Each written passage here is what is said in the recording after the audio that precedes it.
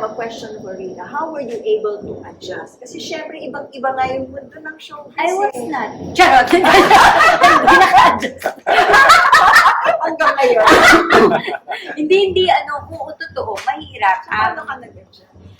Actually, in the beginning naman, wala namang masyadong problema. Pero nung Well, I think siguro, I'll say this. One of the things I like remember Pastor Julius shared with us, and we had people, key people in our lives, who would tell us to parang hold the tension.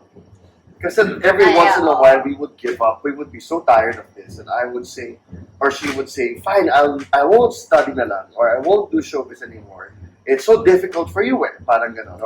Or I would say, alam mo, I'll say no to these ministry events because you're being so fine. Lahat ng gusto mo. Parang we would just do that to one another. And then we would pray, and then we would remember na, yun nga, those key words people spoke over us na it's not an accident that you both would have these childhoods, kasi from childhood I was active in ministry, from childhood I was active in showbiz. Na God is doing something here, and one really encouraging word that we got was stay close. Sabi niya, stay close to the showbiz world. You don't have to be employed, you don't have to work, but don't walk away from those relationships. There are people watching you, he told her, and your life will be a testimony. So whenever she would be like, kasi inaaway ko siya di ba, na stop that, you're so busy, ganun. So fine, ayoko na lang. Ay hindi, Lord, what have I done? Di ba, calling mo to sa kanya. So we have to find a way to manage this. So that developed a strong conviction in both of us na kailangan natin ipaglaban yung calling natin pareho. Now, whatever God's calling us to do, it's Joe and Rika. Na however it looks, it's gonna be a combination of both. yeah, and also I wanted to say na adjusting is never a problem for me. I mean, I'm a middle child. I can always adjust. So, ano gusto niyo lahat? Okay, gagawin ko yun.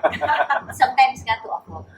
And that is actually where I need to be very careful about, am I hearing my husband or am I hearing God? Naging people pleaser ka bilang middle child. Kaya ganyan. Alam mo, actually, hindi ako people pleaser kasi wala akong pakialam kung do you like me or ano. Pero gusto ko mag-serve. Parang feeling ko, basta She's magaang a ang buhay worker. niyo lahat. I'm a worker. Basta magaang buhay niyo lahat. Kung di na ako isipin, gagawin ko yung sa akin. So, that has been one of my greatest lessons ever since getting married to him na, ano ba, si Lord talaga, ano ba gusto mo?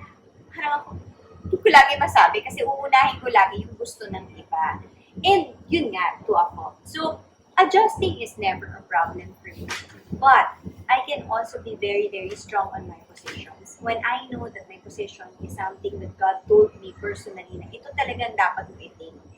Pag magkaiba na kami, kahit sino yan, kahit na mga kaibigan, kahit na churchmates, or what have you. Pag magkaiba na kami, if there is no way to work around it, if you cannot accept me that this is how I view things, or sila, or that I can't accept what they, dun na ako, hindi na talaga adjustment, kung hindi, separation na. So ako kasi naniniwala ko na hindi naman dapat lahat pinipreserve na lagi kayong magkasama. Hindi ko sinasabing dapat magkagalit. Pero may mga bagay talaga that just won't work if you did it together.